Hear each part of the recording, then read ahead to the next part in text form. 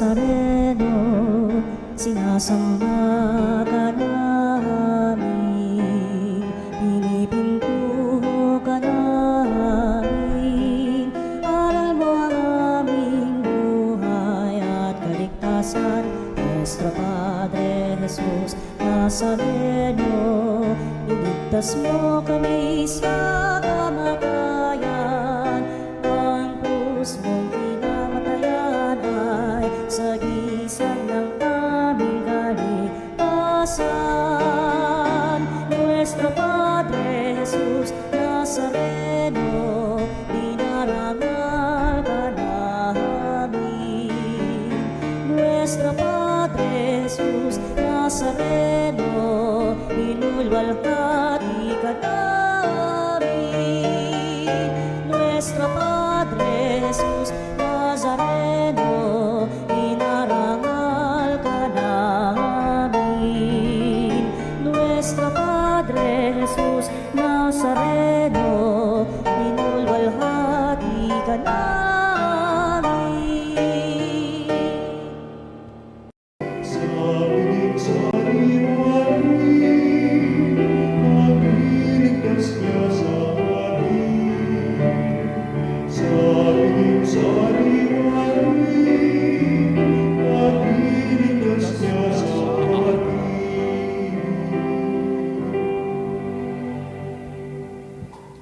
Sa ngalan ng Ama, ng Anak at ng Espiritu Santo. Amen. Sumainyo ang Panginoon. At sumaiyo rin. Mga minamahal na kapatid, ngayon pong ika-4 na linggo sa Pasko ng Pagkabuhay. Ngayon pong Lunes. Ngayon po ay 4th week at Monday. At ating marinig muli yung ebanghelyo po na karugtong kahapon tungkol sa ang Panginoon ang mabuting pastol. Bilang pastol, tayo lahat ay merong kasiguraduhan na siya ang mag-aalaga po sa atin, ang kanyang mga tupa, ang bahagi ng kanyang kawan. Sa mga pagkakataong sa kabila ng pag-aalaga ng Diyos, tayo mismo ang tumitiwalag, humihiwalay, o lumalayo sa Panginoon sa kanyang pangalaga dahil sa ating pagpili sa pagkakasala. Tayo humingi ng awa at kapatawaran sa Diyos. Inaamin ko sa makapangyarihang Diyos at sa inyo mga kapatid, na lubha kong nagkasala sa isip, sa salita at sa gawa, at sa aking pagkukulang. Kaya'y sinasamo ko sa mahal na Birheng Maria, sa lahat ng mga anghel at mga banal, at sa inyo mga kapatid, na ako'y panalangin sa Panginoong ating Diyos. Kaawaan tayo na makapangyarihang Diyos, patawarin tayo sa ating mga kasalanan, at patnubayan tayo sa buhay na walang hanggan. Amen. Panginoon, kaawaan mo kami. Panginoon, kaawaan mo kami. Kristo, kaawaan mo kami. Kristo, kaawaan mo kami. Panginoon, kaawaan mo kami. Panginoon, kaawaan mo kami. Atin pong iyuko ang ating ulo at mataimtim tayong manalangin. Manalangin tayo. Ama naming makapangyarihan, pakundangan sa pagpapakumbaba ng anak mong masunurin, ibinangon mo sa pagkadapa ang sangkatauhang masuwayin. Ipagkaloob mo pong sa amin ang banal na kagalakan upang kaming sinagip mo sa kaalipinan ay magkamit ng iyong ligayang walang katapusan sa pamagitan ni Jesucristo kasama ng Espiritu Santo magpa sa walang hanggan. Amen. Pagbasa mula sa mga gawa ng mga apostol. Noong mga araw na iyon, nabalitaan ng mga apostol at ng mga kapatid sa buong Judea na tinanggap din ng mga hintil ang salita ng Diyos. Kaya't nang umahon si Pedro sa Jerusalem, siya ay pinuna ng mga kapatid na Hudyo. Nakituloy ka sa mga hintil at nakisalo sa kanila. Sabi nila, kaya't isinaysay sa kanila ni Pedro ang buong pangyayari buhat sa pasimula. Nasa lungsod ako ng Jope at nananalangin nang magkaroon ako ng pangitain. Mula sa langit ay inihugos sa kinaroroonan ko ang isang tilang malaking kumot na nakabitin sa 4 na panulukan. Pinagmasdan ko itong mabuti at nakita ko roon ang lahat ng uri ng hayop, lumalakad at gumagapang sa lupa, pati maiilap at mga lumilipad sa himpapawid. At narinig ko ang isang tinig na nagsasabi, "Tumindig ka, Pedro, magpatay ka at kumain." Subalit sinabi ko, hindi ko po magagawa iyon, Panginoon. Hindi ako kumakain ng anumang bagay na itinuturing na marumi o di karapat-dapat. Muli kong narinig ang tinig mula sa langit. Huwag mong ituring na marumi ang mga nilinis ng Diyos. 3 ulit na nangyari ito, at pagkatapos ay binatak na pataas sa langit ang bagay na iyon. Nang sandaling ring yaon, dumating sa bahay na tinutuluyan ko ang 3 lalaking sinugo sa akin, buhat sa Cesarea. Sinabi sa akin ng Espiritu na huwag ako magatubiling sumama sa kanila. Sumama rin sa akin ang 6 na kapatid na ito, at pumasok kami sa bahay ni Cornelio. Isinalaysay niya sa amin na nakakita siya ng isang anghel na nakatayo sa loob ng kanyang bahay, at sinabi sa kanya, "Magpasugo ka sa Jope at ipasundo mo si Simon na tinatawag ding Pedro. Sasabihin niya sa inyo ang tungkol sa ikaliligtas mo at ang iyong sambahayan." Nagsisimula pa lamang ako magsalita, ay bumaba na sa kanila ang Espiritu Santo, gaya ng pagkababa nito sa atin noong una. At naalala ko ang sinabi ng Panginoon, "Si Juan ay nagbibinyag sa tubig, ngunit bibinyagan kayo sa Espiritu Santo." Kung binigyan sila ng Diyos ng kaloob na tulad ng ibinigay niya sa atin, nang manalig tayo sa Panginoong Hesukristo, sino akong hahadlang sa Diyos? Nang marinig nila ang ito, tumigil na sila sa pagpuna, at sa halip ay nagpuri sa Diyos. Kung gayon, sabi nila, ang mga Hentil may binigyan din ng pagkakataong magsisit magbagong buhay upang maligtas. Ang salita ng Diyos. Salamat sa Diyos.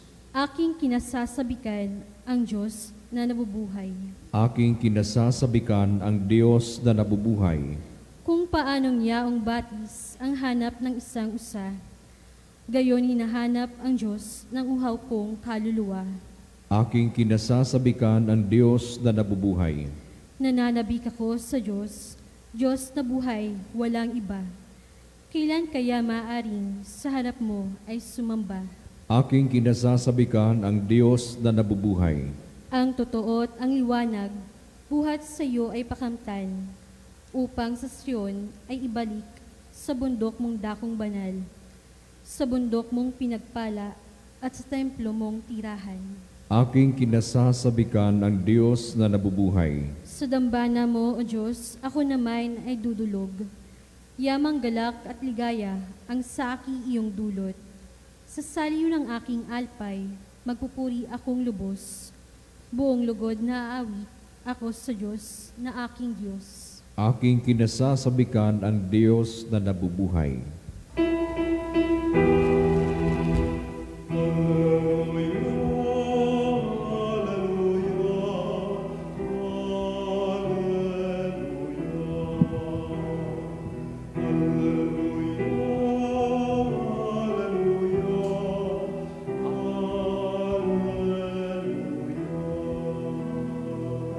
Ako'y pastol na butihin, kilala ko ng tupang akin. Ako'y kilala nila rin. Aleluya, aleluya.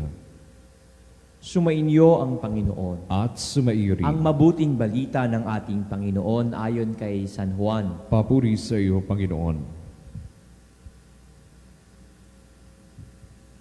Noong panahong iyon, sinabi ni Jesus, "Ako ang mabuting pastol. Inaalay ng mabuting pastol ang kanyang buhay para sa mga tupa. Ang upahan ay tumatakas kapag nakikitang dumarating ang asong gubat. Iniiwan niya ang mga tupa. Palibhasay, hindi siya pastol at hindi kanya ang mga tupa. Kaya't sinisila ng asong gubat ang mga ito at pinangangalat. Tumatakas siya, palibhasay, upahan lamang at walang malasakit sa mga tupa. Ako ang mabuting pastor, kung paanong nakikilala ako ng Ama at siya'y nakikilala ko, gayon din naman nakikilala ko ang aking mga tupa at ako namay nakikilala nila. At inialay ko ang aking buhay para sa mga tupa. Mayroon akong ibang tupa na wala sa kulungang ito. Kinakailangang sila ay alagaan ko rin. Papakinggan nila ang aking tinig. Sa gayoy, magiging isa ang kawan at isa ang pastol. Dahil dito'y minamahal ako ng Ama sapagkat inaalay ko ang aking buhay upang ito'y kunin kong muli. Walang makakakuha nito sa akin. Kusa ko itong ibinibigay. Mayroon akong kapangyarihang ibigay ito at kunin uli. Ito ang utos na tinanggap ko sa aking Ama. Mga minamahal na kapatid, ang mabuting balita ng ating Panginoon. Pinupuri ka namin, Panginoong Hesus Kristo. Ebanghelyo pong nabasa ni Father, ito po yung karugtong ng Ebanghelyo kahapon. And marahil po sa mga nagsimba sa atin, na sana naman ay lahat po tayo, no? Kahapon po ay Good Shepherd Sunday. Kaya yung Ebanghelyo ay tungkol sa Panginoon, sabi niya, ako ang mabuting pastol. At kayo din po kahapon ay World Day for Vocation. No? Para po we pray for vocation. Na nawa, mas marami pang pari o mga relihiyoso, mga madre, ang tawagin po at tumugon sa panawagan po ng Diyos. Alam po ba ninyo, kasalukuyan, ang sabi daw, mayroon pong mahigit kumulang 9,500 to 10,000 priests sa Pilipinas. No? May mga retire, siguro may iba, may sakit, no? May iba bata, may iba hindi nagaanong bata. Pero kasalukuyan din po, out of this 9,500 na mga pari sa Pilipinas to 10,000, mayroon pong 93 million na Katoliko sa Pilipinas.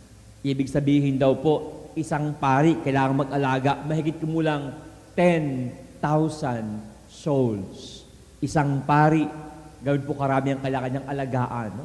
10,000. Na-imagine ko nga po kung paano yung mga magulang natin, no? Yung mga nanay natin na pag merong 2 anak na pasaway, naku, ang tigas sa ulo niya. No? 3 anak na pasaway. Naku, 5 anak. Kami po, hindi man lahat pasaway, pero 10,000 ang aming kailangang alagaan. No? Kaya, pag-pray po ninyo, sana mas marami pang pari ang tawagin at tumugon. Marami pong mga bukasyon ang shall we say, mag-materialize sa ating pong paligid. Mga minamahal na kapatid, Good Shepherd, ang Panginoon po ang mabuting pastol. Paano nga ba sinasabing mabuti ang Panginoon? Alam niyo po, doon daw po sa isang lugar, ang pangalan po ay Canary Islands. Ito po ay banda sa Northwest Africa. Merong isla po doon, ang pangalan po ay Canary Islands. Sa lugar na iyon, may mga pastol. At ang mga pastol na ito, nakakabilib, magaling talaga. Biruin niyo po, dahil yung islang iyon ay maraming bangin, no, magubat, yung mga pastol na ito, kayang mag-uusap ng sumisipol. Hindi silang sisigawan, no? Wala pong cellphone. No? Ang tawag po sa kanila ay mga silbadores sa Canary Islands. No? Para bang yung sipol ay kanilang lengguwahe. Pwede silang mag-uusap between 5 kilometers. Ganoon kalayo yung sipol nila kayang marinig ng kabilang pastol at para bang pwede magkwentuhan. Dahil yung mga bangin nga po, no, hindi madaling umikot. Minsan daw ang sabi, pag may mga announcement sila, sisipol lang at maunawaan nila yung buong laman ng announcement. Yung advisory po nila kasi nga yung kanilang lengguwahe ay sipol. No? Katunayan, sabi raw, Spanish style ng pagsipol. Magaling, no? May talent itong mga pastol na ito. May mga pastol naman sa ibang bahagi ng mundo, they practice what we call flock geometry. No? Flock geometry, or ito po ay yung kawan, unang tingin pa lang daw ng pastol, alam niya ano itsura, alam niya kung may kulang o may sobra. Sa sobrang tagal daw niya magpapastol, no? Experience ng pastol, for the longest time, he has been shepherding yung mga kawan po niya. Unang tingin, alam niya ang itsura ng kawan na may kulang. Alam niya ang itsura ng kawan na sobra, na maaaring may humalo galing sa kabilang kawan. Ang tawag na doon ay geometry, no? Flock geometry. Unang tingin, itsura pa lang, alam daw nila. Ang magagaling na pastol, may ganyang katangian. Pero ang Panginoon, hindi po magaling na pastol. Ang tawag ay ang mabuting pastol. Ang Panginoon po, walang mga ganung mga talent o skills na kailangan niyang ipakita, ipamalas, na kaya niyang sumipol o kaya niyang tingnan lang, alam niya kung may kulang o may bawas. Pero ang Panginoon, mabuting pastol kasi hindi lang siya basta-basta nag-aalaga. Siya mismo ang kanyang buhay, handa niya raw pong ialay doon sa mga tupa pag sila ay namiligro. Ang Panginoon ay kaamoy ng kanyang tupa. Yan po yung sabi ni Pope Francis dati. The sheep or the shepherd should have the smell of the sheep dahil daw close na close sila at hindi po nahihiyang lumapit yung pastol sa mga tupa. At yung mga tupa, dahil pamilyar sila sa amoy ng kanilang pastol, hindi po sila takot. Pag may ibang mga lumalapit na tao na nagapanggap na pastol, tumatakbo yung mga tupa. Kasi hindi po nila kilala yung amoy o yung tinig ng taong iyon. Unless yung pastol ang lumapit, maamoy nila, marinig nila, alam nila, yun yung pastol. Ang Panginoon ay ang mabuting pastol. Sobrang close. Katunayan, ang sabi daw ang Diyos, nagkatawang tao. That is how much God would want to lead us. Hindi po siya nag-uutos galing sa kalangitan. Siya po ay nag-uutos sa pamagitan po ng kanyang halimbawa. No? He would lead the flock.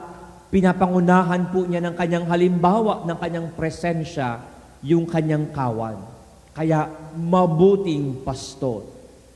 Pero po ngayong araw na ito, ngayong week na ito, as we talk about Good Shepherd, magandang pagnilayan po natin, hindi po yung pastol, dahil proven na po yan.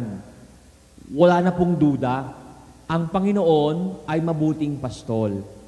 Ang dapat itanong, tayo ba ay mabuting tupa? Tayo ba ay bahagi ng mabuting kawan ng mabuting pastol na sumusunod, nakikinig? Minsan po, merong nareklamo po sa akin pong counseling. Kasi nga po, ang alam nila, ang Diyos, mabuting pastol, hindi ka iiwan, sasamahan ka, dadamayan ka. Sabi sa akin ng isang tao during counseling, Father, alam mo, may tampo ako sa Diyos. Linggo-linggo, Father, nagsimba kami ng pamilya ko. Father, may rosary kami tuwing gabi. Pag Wednesday, meron kaming perpetual help, I will go to church. Pag Biyernes, meron kaming Sacred Heart. O kaya, sa Quiapo, Nazareno. Father, sa dinami-dami ng mabuting ginawa ko, bakit niya hinayaang magkasakit ng malubha yung nanay ko? Kami dumadalangin ng paggaling. Yung nanay ko, palala ng palala yung sakit. Ang sabi mo sa amin, Father, ang Panginoon ang mabuting pastol. Sasamahan kami, gagabayan kami, dadamayan kami. Father, hindi ko siya marinig. hindi ko siya maramdaman. Nasaan yung pastol na ang sabi, sasamahan kami? Nasaan ang pastol na ang sabi, palagi marinig namin yung boses niya, na palagi may assured kami, hindi kami papabayaan ng Diyos. Father, itong mga nakarang araw, tahimik ang Diyos. Tahimik ang Diyos. Hirap na hirap kami. Wala man lang kaming marinig o maramdaman na ang Diyos kasama namin. Nasaan ang mabuting pastol? Hindi namin marinig. Mga minamahal na kapatid, what makes Jesus a good shepherd? Siya po ay constant and consistent. Palagi kasama mo, palagi tutulong sa iyo, dadamay sa iyo, palagi kakausapin ka, gagabayan ka. Pero may mga pagkakataong tila ang kanyang tinig ay ating hindi marinig. Ito po ay sabi ng mga scientist, ang ating daw utak ay merong kakaibang kakayanan. Imagine po ninyo, sa sandaling ito, nasaan man po kayo, sa ating kapilya, dito po sa Veritas Chapel, ang daming tunog, sabay-sabay. Yung tunog ng microphone, electric fan, aircon, siguro po yung bus doon sa labas, Ano mang tunog, sabay-sabay po yan. Pero ang ating utak, sa dami ng tunog, it can focus on one sound. At yung one sound na yan, pag nakafocus ang utak, kaya niyang unawain kung saan nanggagaling at kung ano yung gumagawa ng ganyang tunog. Ang ating utak, kaya mag-focus. May ganyan isang skill, Parang halimbawa, meron kayong parting pinuntahan, party, ang daming tugtog, ang daming salita, ang daming kwentuhan, pero meron kang kausap na tao. Yung taong kaharap mo, you can focus sa kanyang sasabihin na parabang hindi mo narinig na yung ingay ng tunog, ng musika, yung kwentuhan sa kabila, yung ingay ng ibang tao. Bakit kayang gawin ng utak daw yon? Ang utak ng tao, gawa ng Diyos, it can focus. Mga minamahal na kapatid, ang Panginoon palagi nariyan. Nagsasalita, gumagabay, nagtuturo, pinapalakas ang ating loob, telling us, kasama mo ako, ako ang bahala sa iyo. Pero bakit minsan hindi marinig? Ang sabi daw po, kailangan unang-una, practice. You have to learn to focus sa tinig ng Diyos sa dami ng ingay sa ating paligid. Minsan, yung ingay po ng iyong sama ng loob, yung ingay po ng kwento sa iyo ng ibang tao, yung chismis sa iyo, yung paninira sa iyo, yung mga wino-war sa trabaho, ang daming ingay sa iyong isip. Kailangan daw may practice ka. Ma-focus mo, marinig ang tinig ng Diyos. It takes time to practice, to focus on the Word of God. Yan daw po yung una. Ang tanong, nasanay ka bang marinig ang boses ng Diyos? Ang mga tupa daw, alam na yan yung pastol namin. Kasi araw-araw, alam namin yung kanyang tunog, yung kanyang amoy, yung kanyang boses. Tayo mga tao minsan, we fail to see yung Diyos na pala yan. Kasi marahil, may kulang sa practice. Yung kanyang turo, yung kanyang paalaala, yung kanyang aral, alam na alam ba natin? Ang sabi sa Biblia, sa letter to the Hebrews, Jesus Christ is the same yesterday, today, and forever. Ang Panginoon hindi magbabago. Ang kanyang mensahe nariyan palagi. Ngayong mga panahon na ito, may mga AI, nanggagaya ng mga mukha at ng mga boses, nakakatakot. Parang kayang magpanggap. Pero kung kilala mo yung iyong pastol, kahit na sino mang gaya, alam mo, siya yan. Alam mo yung turo niya. Ang kailangan daw, practice. Makinig palagi sa tinig ng Diyos. Pag dumating ang ingay, alam na alam mo kung aling tunog ang dapat mong pakinggan. Nakakalungkot, may mga tao, no? Nag-uumpisa lang mag-practice pag narin na yung ingay. Nag-uumpisa lang makipag-usap sa Diyos pag may problema na. Pero yung time na payapa, mahinahon na maaring marinig ng klarong-klaro yung boses ng Diyos, hindi nakikipag-usap. Nag-practice nung maingay na. Kaya hindi niya malaman nasaan ba ang boses ng Diyos. May problema o wala, palagi makipag-usap sa Diyos. Masanay sa kanyang tinig. Nang pag dumating ang ingay, alam mo kung anong tinig ang iyong ipofocus at papakinggan. Yan po daw yung una. Pangalawa, importante raw po na tayo makinig sa ating dalawang tenga. Dalawa po ang ating tenga, no? Pansinin po ninyo ito, no? Pag tayo, halimbawa po, nag-outing kayo, no? Nag-swimming po kayo. Pag yung tenga mo ay magkatubig, para bang ang hirap makarinig, nai-disorient ka, no? Saan ba yung direksyon, no? Parang nakahilo pag yung tenga ay biglang di nakarinig. Kaya ang sabi daw, ang ating tenga ay dalawa. Every time merong tunog na maririnig, pansinin mo yung sarili, parang nilingon-lingon ka. Yung hinahanap, saan galing yung tunog na iyan? Yung dalawang tenga ang gumagana, no? Ang tawag dyan ay binaural localization. Wow, napaka-high-tech na mga words ni Father, no? Binaural localization. Sa dalawang tenga mo, nahanap mo, saan ang galing yung tunog? Ano yung tunog? Mga minamahal, dalawa po ang ating tenga. Kung paano po sa ating pananampalataya, dalawang tenga ang ating kailangang pakinggan. Una po, pray to God in your private prayer. Opo, tayo nagsisimba tuwing linggo, pero have personal time with God. Importante rin po yan na meron kang private time sa iyong kwarto, sa inyong bahay. And also, listen to God in the church, in communal prayer. Yung ating sama-samang panalangin. Importante rin po yan. It balances your hearing. Minsan po may mga tao, basta ako kahit di ako magsimba, gumagawa ako ng tama. Okay na yun. Ingat ka. Baka ang narinig mo na lang ay sarili mo. May mga tao po ang kailang basihan na gumagawa ako ng tama, pero yun pala, ang naisabihin, ginagawa kung ano yung madali sa akin. Kung ano yung may kinabang ako, kung ano yung may kinabang yung pamilya ko. Minsan, hindi Diyos ang naririnig mo. Minsan, sarili mo na lang. Makinig sa tinig ng Diyos in your private and personal prayer and also in the voice of God in the church. Kaya importante, nagsisimba tayo palagi.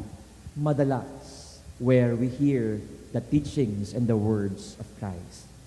Mga minamahal na kapatid, wala pong duda ang Panginoon ang mabuting pastol. Pero marahil maganda, tayo magtanong, tayo din ba ay ang mabuting tupa? At bang naririnig, naikilala ang tinig ng Diyos? Tayo ba ay nasanay makinig sa Kanya sa pamagitan po ng Kanyang tinig sa ating panalangin at din po sa simbahan? Nawa, huwag tayong maligaw. Huwag tayo pong malihis ng landas. Maging klaro po sa atin ang tinig ng mabuting pastol. At tayo nakitiyak, ang pastol ang bahala sa atin. Ang mabuting pastol na handang mag-alay ng kanyang buhay para sa atin.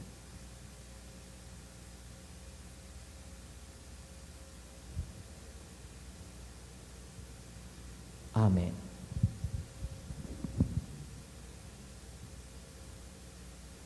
Ngayon po, tatayo tayong lahat upang ating sama-samang itaas sa Diyos ang lahat ng ating pangangailangan, ang lahat ng ating pong dasal.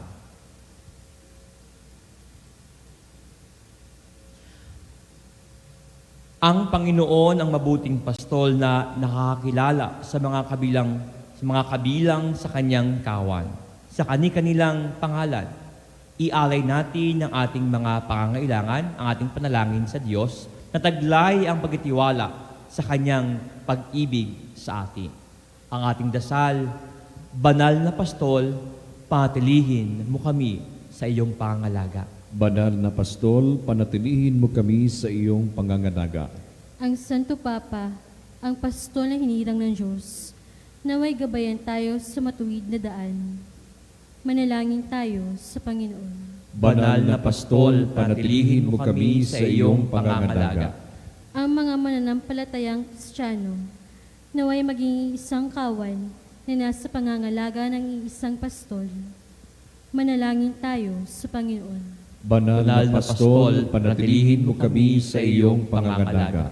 Ang mga kabataan, naway magkaroon ng buhay at lubos na magkaroon ito sa pamamagitan ng katapatan sa mabuting pastol. Manalangin tayo sa Panginoon. Banal na pastol, panatilihin mo kami sa iyong pangangalaga. Ang mga may sakit at mga nagdurusa, naway magtiwala kay Jesus, ang mabuting pastol, na dumating upang iligtas ang mga nawawalang tupa.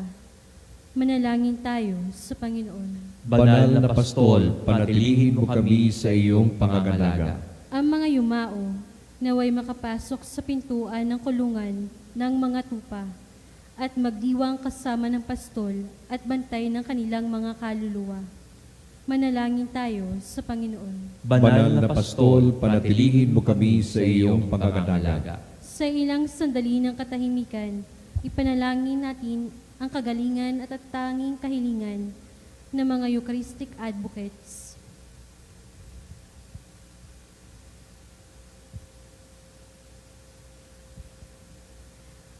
Manalangin tayo sa Panginoon. Banal na pastol, panatilihin mo kami sa iyong pangangalaga. Amang lubos sa kabutihan, ginagabayan mo po kami sa matuwid na daan. Ang iyong anak ay laging nasa aming tabi upang kami ay patnubayan. Bigyan mo po kami ng kapanatagan sa pagtugon mo sa aming mga panalangin sa pamamagitan ni Kristo na aming Panginoon. Amen.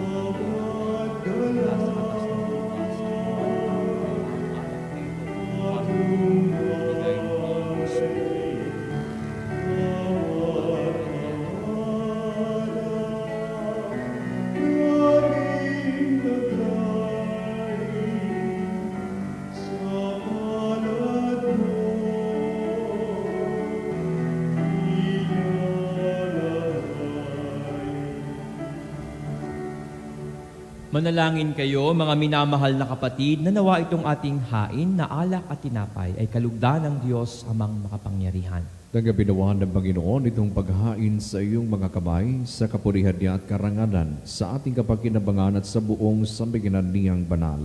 Ama naming lumikha, tanggapin mo po ang mga alay ng iyong sambayanang nautuwa. Ang pagkabuhay ng iyong anak na niloob mong aming ikatuwa ngayon ay pagbungahin mo po ng galak na manatili sa amin habang panahon. Sa pamamagitan niya, kasama ng Espiritu Santo, magpa sa walang hanggan. Amen. Sumainyo ang Panginoon. At sumairin. Itaas sa Diyos ang inyong puso at diwa. Itinaas na namin sa Panginoon. Pasalamatan natin ang Panginoong ating Diyos. Marapat na siya ay pasalamatan. Ama naming makapangyarihan, tunay nga pong marapat na ikaw ay aming pasalamatan sa ngayong pagdiriwang ang paghahain ng Mesiyas, ang maamong tupa na tumubos sa aming lahat. Siya'y talagang maaasahan at ang katapatan niya sa pananagutan ay siyang bumago sa dating pamumuhay. sa sangkatauhang namihasa sa pagkasalawahan. Ang dangal ng tao ay ganap na itinampok upang mamayo namin sa pakikipagkapatid kay Jesus. Kaya kaisa ng mga anghel na nagsisiawit ng papuri sa iyo nang walang humpay sa kalangitan, kami nagbubunyi sa iyong kadakilaan.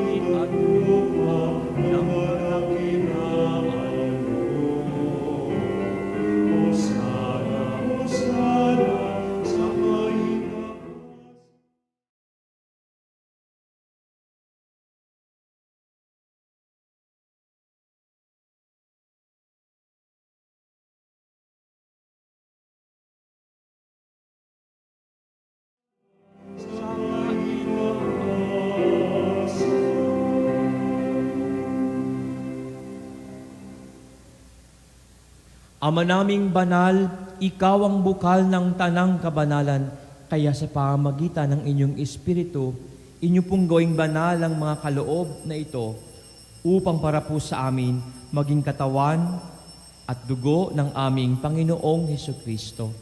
Bago niya pinagtiis ang kusang loob na maging handog, hinawakan niya ang tinapay, pinasalamatan kanya, pinaghati-hati niya iyon, iniabot sa kanyang mga alagad, at sinabi, tanggapin ninyong lahat ito at kanin.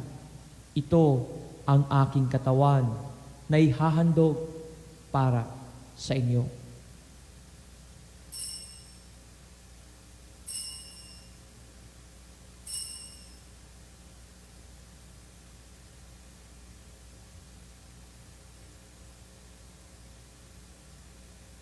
Gayon din naman noong matapos ang hapunan, hinawakan niya ang kalis. Muli kanyang pinasalamatan.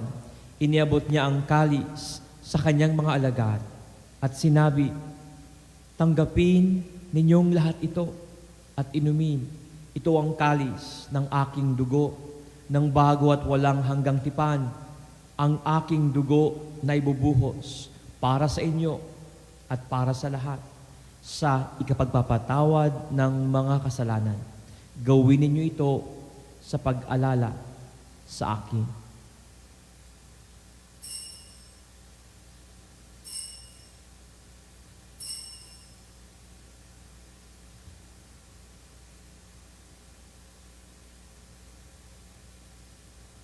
Ipagbunyi natin ang misteryo ng ating pananampalataya.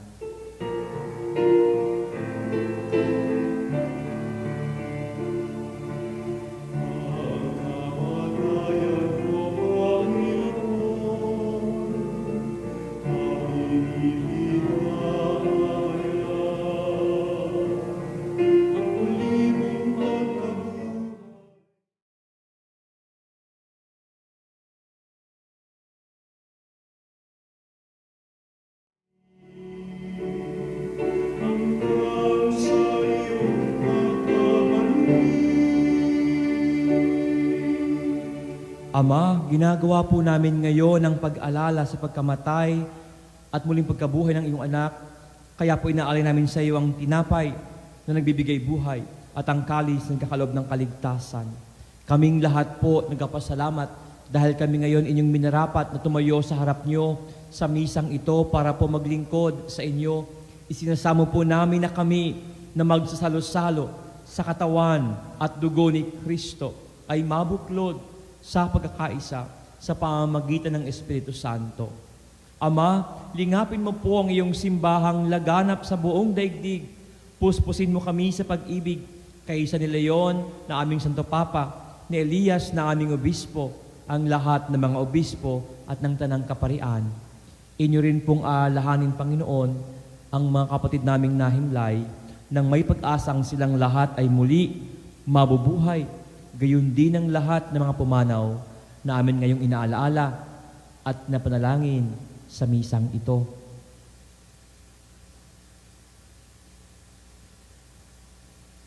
Kaawaan niyo po sila at patuloyin sa inyong kaliwanagan. Kaawaan niyo po at pagindapatin kaming lahat na makasalo sa inyong buhay na walang wakas.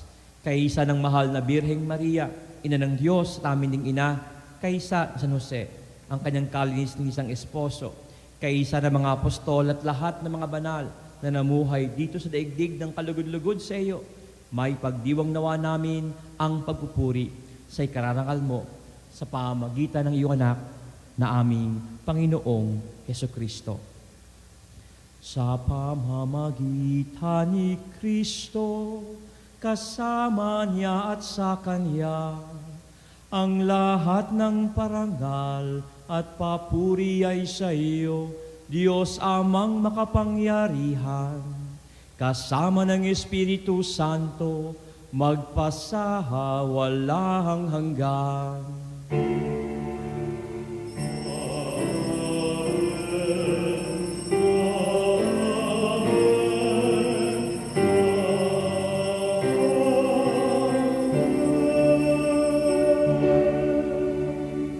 Si Jesus ang mabuting pastol, tayong lahat ay inaakay niya, papalapit patungo sa Ama, ang bukal ng buhay na walang hanggan at ating kaligtasan.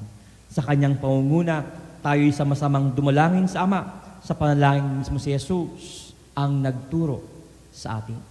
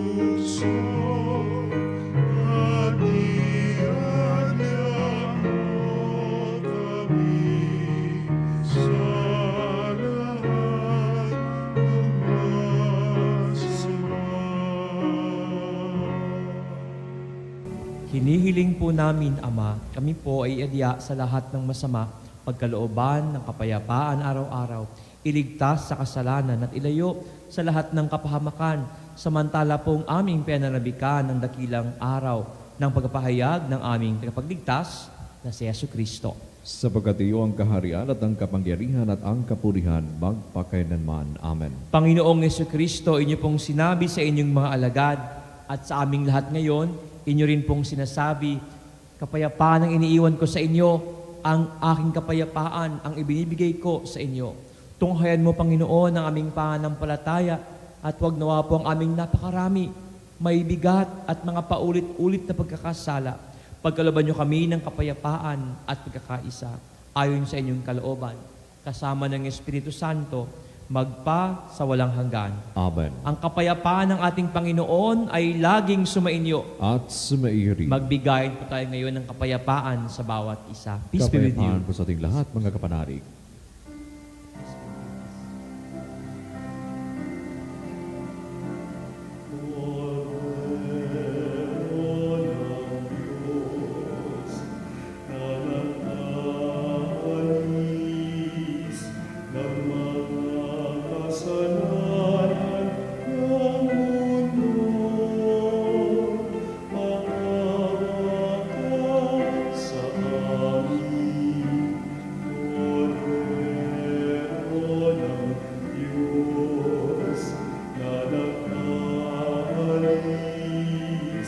ng mga kasalanan ng mundo.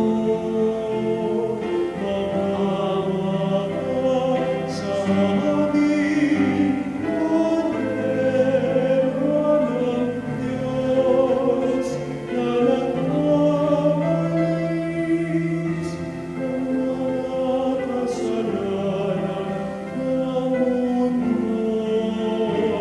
Ipagkaloob mo ninyo sa amin ang kapayapaan.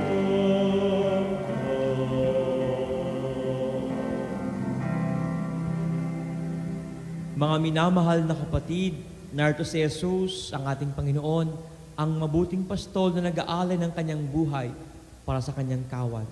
Ang kordero ng Diyos na nag-aalis ng mga kasalanan ng sanlibutan, mapalad tayong inaanyayahan sa kanyang banal na piging.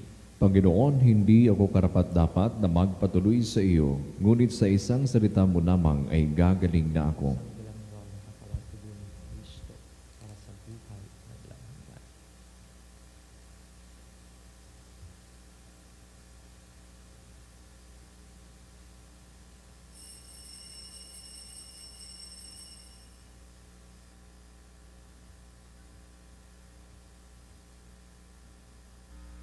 Mga kapanalig, ating dasalin ang komunyong espiritual. O Jesus, nananalig ako sa pananahan mo sa kabanal-banalang sakramento. Minamahal kita higit sa lahat at hangad ka ng aking kaluluwa. Hindi ko man matatanggap ngayon ang iyong katawan at dugo, inaasahan ko na patuloy kang mamumuhay sa aking puso. Naniniwala ako na narito ka at kaisa ka ng aking buong pagkatao. Huwag mong ipahintulot na mawalay ako sa iyo. Amen. Panalangin sa karangalan ng Nuestro Padre Jesus Nazareno. O Jesus Nazareno, katamis-tamisan naming manunubos, sa harap mo ngayon naririto kami't nangangayupapa at nagsisisi ng taos-puso sa aming pagiging walang turing sa iyo at paglimot sa di mabilang na mga biyaya mo, lalong-lalo na yaong mahalagang biyaya ng pagtutubos. Dinaramdam namin at pinagsisisihang labis, Panginoon ko, ang pagkakasala namin sa iyo. Ikinalulungkot namin ang pagiging dahilan ng pagpapasan mo ng krus na iyan sa gitna ng mga hirap at kapaitan, hanggang sa inihandog mo ang iyong buhay sa bundok ng Kalbaryo, sa pagkaibig mo lamang na matubos kami at ang sangkatauhan mula sa sala. Pakabanalin mo, O Panginoon, ang aming pagnanais at ipagtanggap mo sa amin ang iyong biyaya. Maging tagapamagitan nawa ang iyong ina, ang kalinis-linisang Birheng Maria.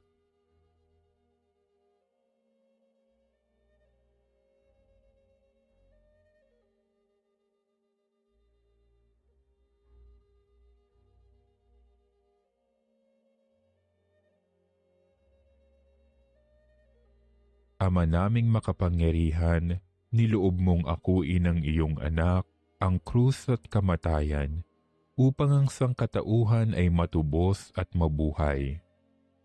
Ang pag-ako namin sa krus at kamatayan dito sa lupa, ayon sa diwa ng pagsunod sa iyong loob, na ginanap ng iyong anak, ay magpagindapat nawa naming kamtin ang lubos na katubusan at pagkabuhay sa iyong piling, sa pamamagitan ni Hesukristo, kasama ng Espiritu Santo, magpasawalang hanggan. Amen. Nuestro Padre Jesus Nazareno, Panginoon namin at Diyos, kaawaan mo kami.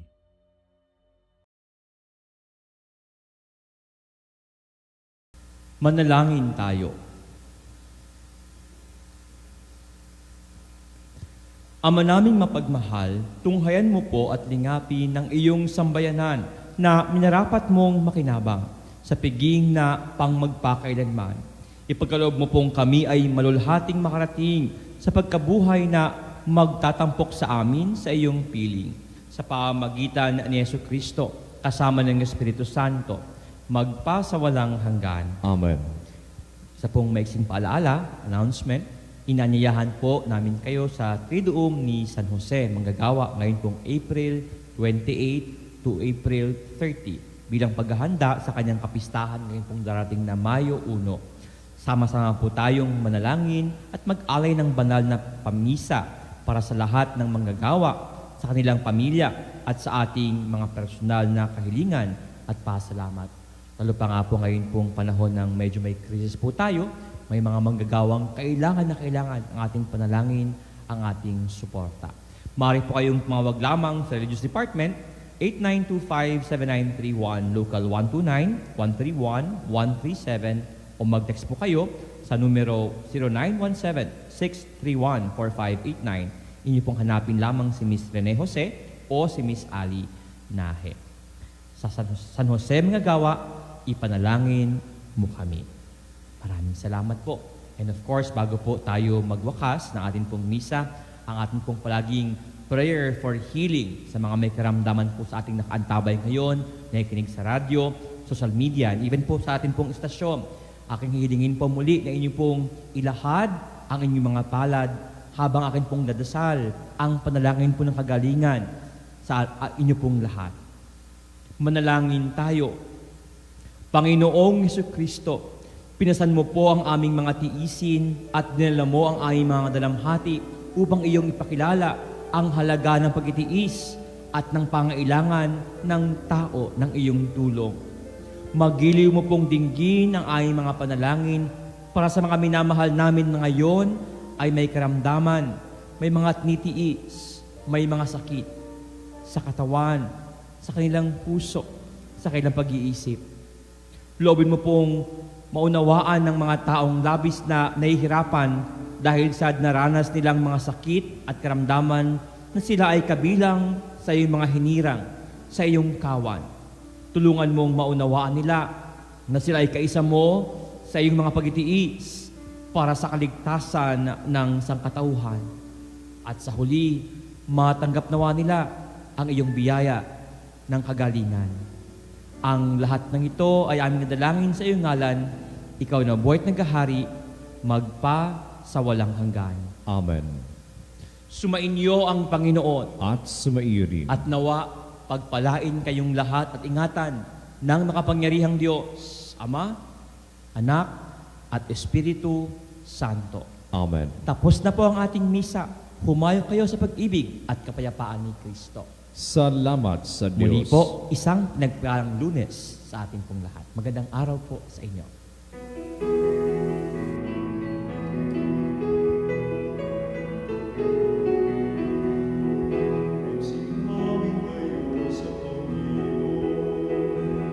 Muli pinasasalamatan po natin mga kapanalig sa Reverend Father Roy Pedia.